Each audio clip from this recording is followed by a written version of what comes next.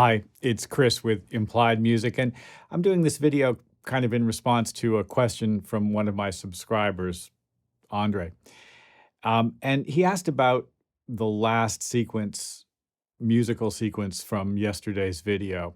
And I realized that I had used something very, very similar in my contribution to Cuckoo's Jamuary challenge for shitty gear, and that this is a chord progression and a kind of a chord concept that I just love.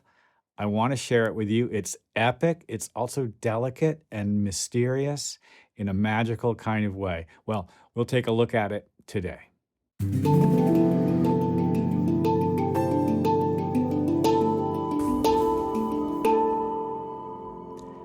I just want to play this thing that I recorded for you just as an example. Just listen and then we'll talk about this. Here we go.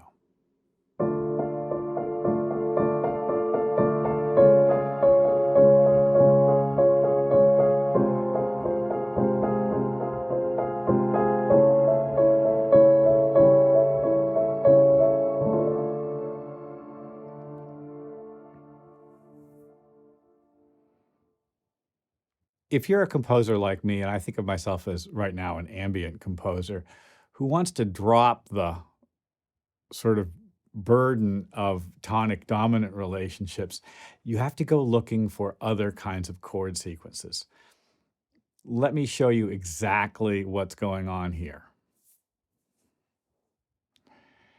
The first triad is a D minor triad. Its third is F. The second triad is D flat major.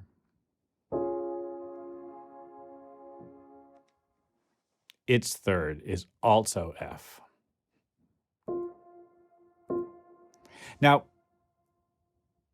when I play the two chords side by side, there's this strange sensibility that gets built between the two.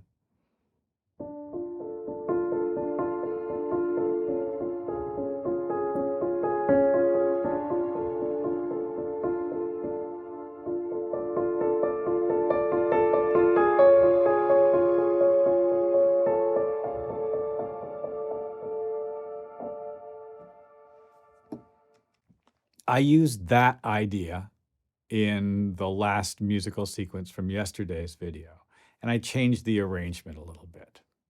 I'll show you what I did. So this one's directly for Andre since you're curious about it. So that one uses F major, whose third is A, and F sharp minor, whose third is A. What I actually did was I placed two versions of those chords, one on top of the other. The first hand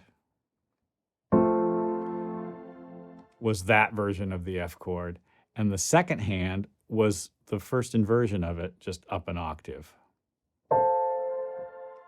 You can see the F on the bottom and the A on the bottom. I'm going to do this really slowly. Hopefully you can watch it.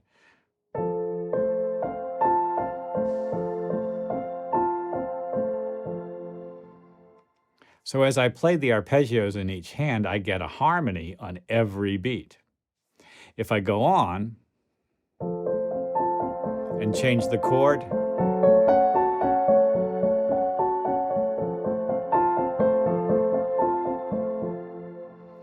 I get that same effect that we were just looking at. Beautiful, yeah?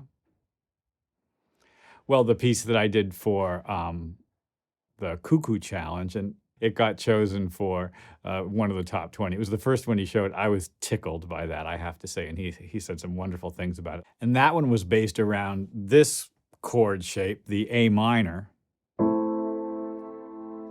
whose third is C, and its partner, A flat major, whose third is C. I played a little melody, I think, because I was using two keyboards, so I'm gonna have to sort of condense it. So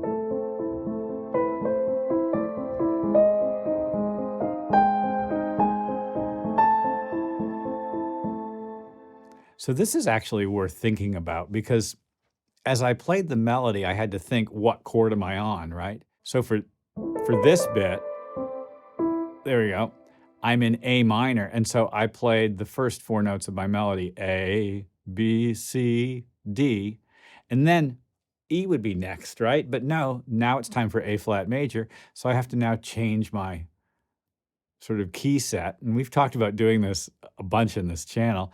Now the E becomes E flat, so E flat, and I head to the A flat, and when I get right here, all those notes come back to A. So I get this beautiful melodic effect.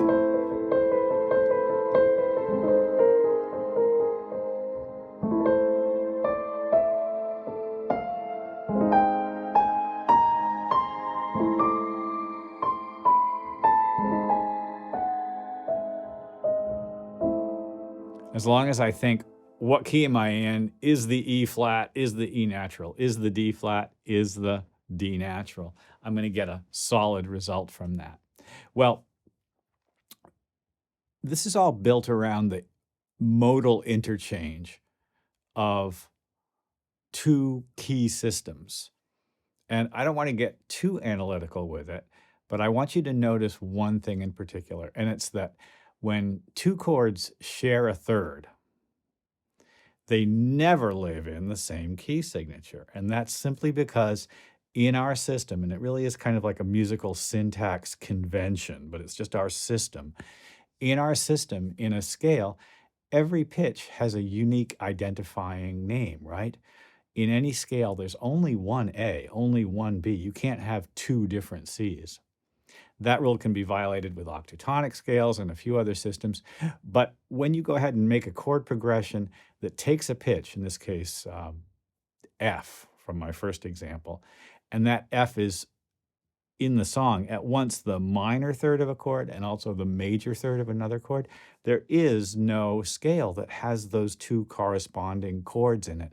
And so the sense of oscillating between the 2, of moving between the 2, is one of mystery and uplift and a sort of an adventurous spirit of sort of engagement with lots of different worlds. Well, I love that sound. And it's a way of creating tension and release without using tonic dominance. Yep.